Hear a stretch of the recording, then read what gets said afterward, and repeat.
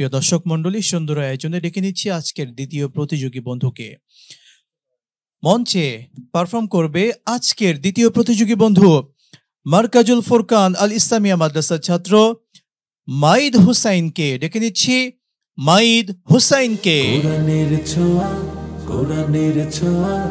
আসসালামু আলাইকুম ওয়া রাহমাতুল্লাহি ওয়া বারাকাতুহু। وعليكم السلام ورحمة الله وبركاته. أعوذ بالله من الشيطان الرجيم. كلا سيكفرون بعبادتهم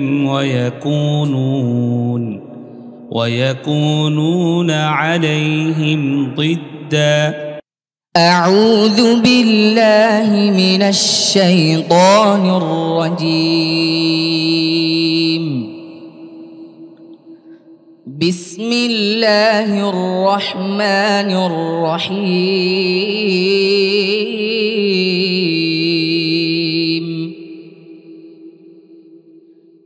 كلا سيكفرون بعبادتهم ويكونون عليهم ضدا.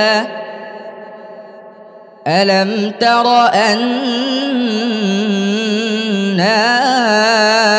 أرسلنا الشياطين على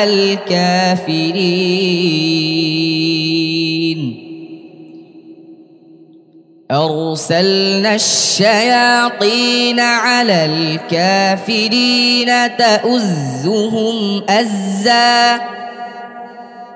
فلا تعجل عليهم إنما نعد لهم عدا.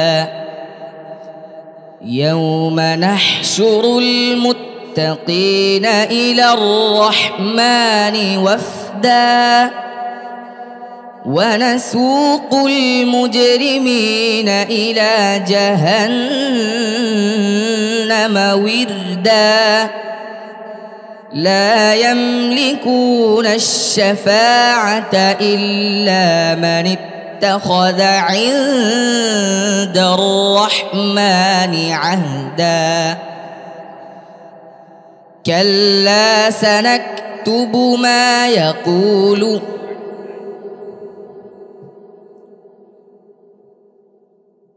فلا تعجل عليهم إنما نعد لهم عدا.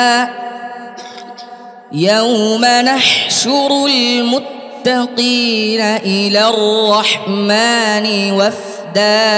حسبك. صدق الله العظيم.